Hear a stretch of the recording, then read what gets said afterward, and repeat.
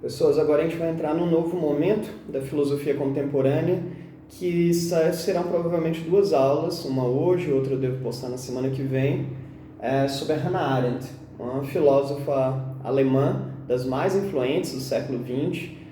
Na minha avaliação, do ponto de vista filosófico, ela é a grande autora, intérprete e crítica dos regimes totalitários, como o regime fascista, nazista, stalinista, que bebem numa fonte comum na ótica da Hannah Arendt, que é a do totalitarismo, né? Figuras como Mussolini, Stalin e Hitler têm alguns elementos em comum que a Hannah Arendt tentou mobilizar e refletir. Ela sempre foi uma intelectual autônoma no ponto de vista da produção de suas ideias, a ponto de ter sido, assim, inúmeras vezes costumeiramente criticada por intelectuais vinculados à direita, a visão mais conservadora, liberal ou reacionária, e também foi muito criticada e ainda é por parte da intelectualidade da esquerda, especialmente pelos intelectuais marxistas.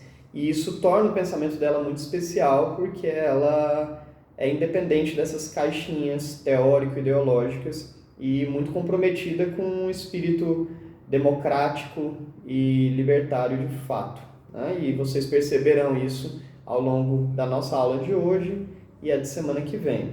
Primeiro, quem foi esta mulher, a Hannah Arendt? Foi uma filósofa que inicialmente construiu sua carreira intelectual voltada a investigações fenomenológicas, tanto que foi aluna daquele fenomenólogo que a gente trabalhou em aulas atrás, que foi o Heidegger. Inclusive, acabou tendo até uma relação amorosa, afetiva com Heidegger, para além da produção intelectual. A Hannah Arendt era de origem judaica, muito embora não fosse uma judia ali praticante, especialmente na maturidade da sua vida, mas vem de tradição judaica, de família judaica. E vocês sabem muito bem o que aconteceu com os judeus ali nos anos 30 e 40, durante o regime político que a Alemanha vivia, né, o nazismo. Com a Hannah Arendt não foi diferente, ela foi perseguida durante o regime nazista, ela foi capturada num campo de internação, que é uma espécie de campo intermediário, não é exatamente um campo de concentração, é um lugar onde as pessoas ficam numa espécie de purgatório, esperando ali o seu destino, se é um campo de concentração, o fuzilamento, a câmara de gás, o exílio.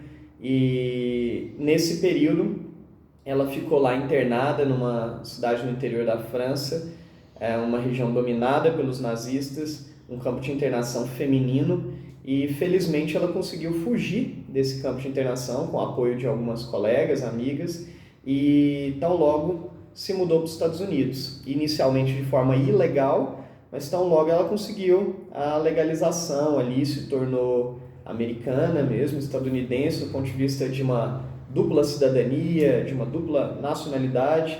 Na verdade, é mais uma nacionalidade americana mesmo, porque ela se tornou apátrida ao sair da Alemanha no regime nazista, e é sem dúvida nenhuma uma sobrevivente do regime. Ela construiu toda a sua carreira intelectual ali nos Estados Unidos.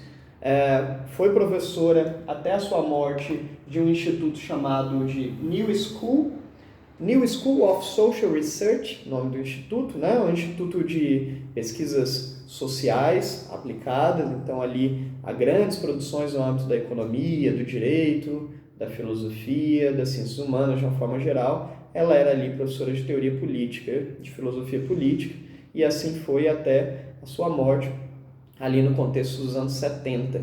Se tornou uma intelectual muito influente nos Estados Unidos por conta de obras como essa, Homens em Tempos Sombrios, onde ela deixa de investigar as pautas que marcaram o início da sua trajetória filosófica, questões fenomenológicas. Por exemplo, a tese de doutoramento dela foi sobre o conceito de tempo, de amor, em Santo Agostinho.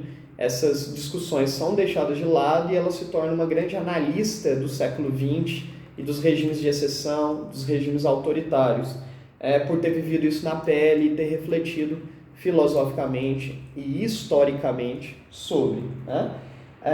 Ocorre que ela se consagra especialmente já com uma obra escrita no início dos anos 50, precisamente em 1951, um livro chamado As Origens do Totalitarismo. Sem dúvida nenhuma, essa é a grande obra da Hannah Arendt, este livro aqui, onde ela se propõe a refletir metodologicamente o que seria um regime totalitário, e ela destina essa análise a pensar a questão judaica, a perseguição judaica, as características do regime nazista, mas também as características do regime soviético.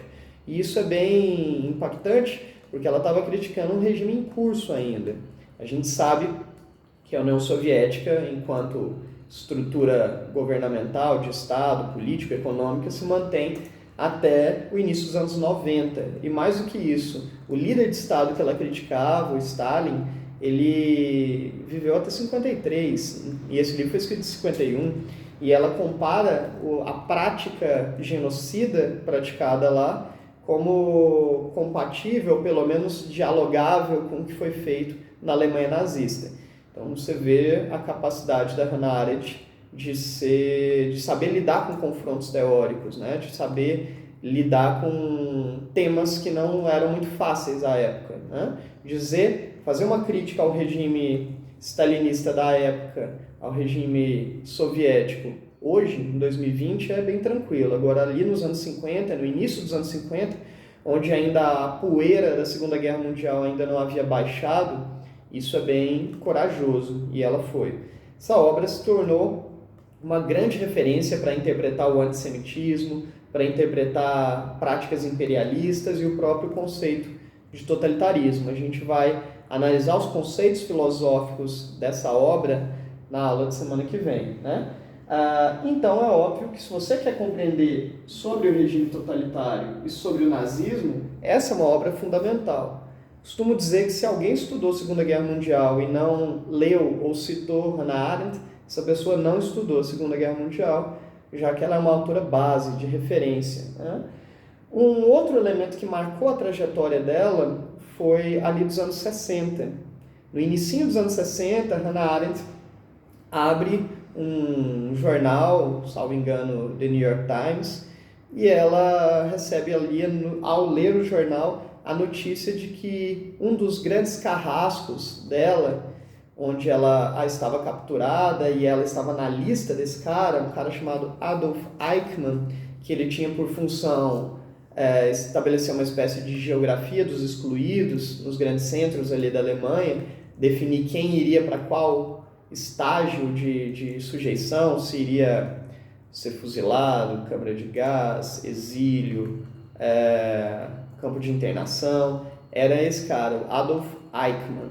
Esse cara foi descoberto, ela leu isso no jornal, né, em Buenos Aires, foi capturado por um grupo secreto israelita e levado para Jerusalém a fim de ser julgado por uma espécie de crime contra a humanidade, né? A princípio, o julgamento seria composto de juízes judeus, mas depois acabou ganhando uma carga mais de um julgamento internacional. A Hannah Arendt foi para Israel, cobriu o julgamento do Eichmann, escrever sobre esse julgamento. Ela foi a partir de um envio de uma revista de uma pegada mais de jornalismo literário de Nova York, chamada The New Yorker. E a ideia era que ela escrevesse algumas matérias sobre o julgamento, mas a produção dela acabou tendo fôlego suficiente para virar um livro, mais do que umas matérias, umas reportagens, este livro aqui, intitulado Eichmann em Jerusalém. A gente, obviamente, vai falar desse livro e dos conceitos que estão ali situados, mas eu queria chamar a atenção para essa base biográfica. Com esse livro, ela foi muito mal compreendida em relação ao modo como ela interpretou esse líder nazista, o Eichmann.